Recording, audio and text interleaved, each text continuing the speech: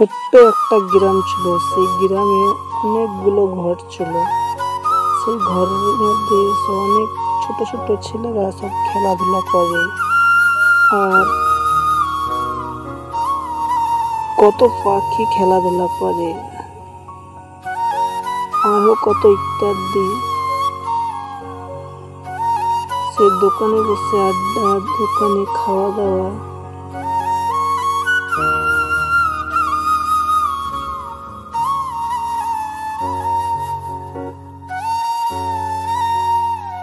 কত ছোট ছোট বাচ্চারা সব খেলাধুলা করে।